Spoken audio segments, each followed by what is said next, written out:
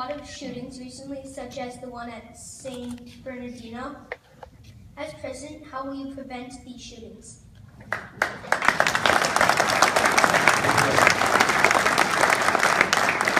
the San Bernardino tragedy, innocent people just being murdered by a radicalized couple, is different than the other cases that we've seen, in that this was an act of Islamic, radical Islamic terrorism.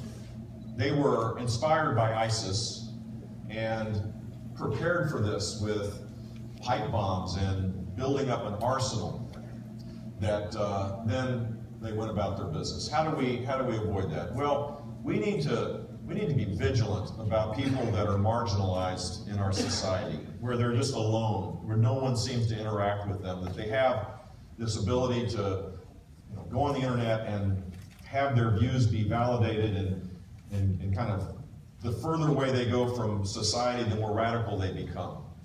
One of the ways that we can do that is to recognize that there are 800,000 local law enforcement officers. They could be the eyes and ears of the FBI. I don't know, maybe 15,000 or 18,000 FBI agents.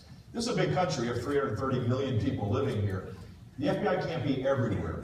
And we have protections on people's civil liberties that are important. But local law enforcement needs to play a role in this. I find it, sad on one level, and I guess understandable, but one would think that in a garage where they were building pipe bombs and having an arsenal to prepare for this, and it was in existence for many, many months, that some interaction could have happened beforehand to avoid this. But so as it relates to terrorism, I think that's the path that we need to focus on. Be vigilant. We can't just let people be marginalized in society. And similarly, for the other cases that we see on TV, because that's the other side of this, right? The Sandy Hook, the case in Oregon of the community college, these innocent people being killed by people. They're the common denominator. The Charleston case, which was so sad, a racist that just was imbalanced and deranged. All these cases, mental illness has something to do with it. And as a society, we have not figured out how to intervene in people's lives before they spiral out of control. And that's, I think, something that as a nation we need to figure out how to do this better. The president could have taken the lead on this, I think, by encouraging Congress to act rather than his unilateral action on this, using powers I don't think he has to create limits on gun shows. That's not going to deal with the mental health challenge.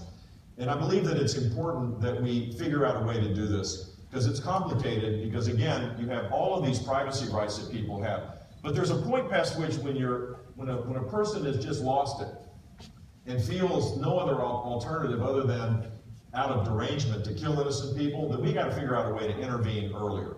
It's not taking the rights away from law-abiding citizens. That is not the solution to this. That's the easy way out. That's the political argument. It's a more complicated and more challenging question is, how do you make sure you intervene in people's lives before they do something that is so unnatural, so ghastly, so horrific that it creates this problem? Great question. Really good question. Thanks,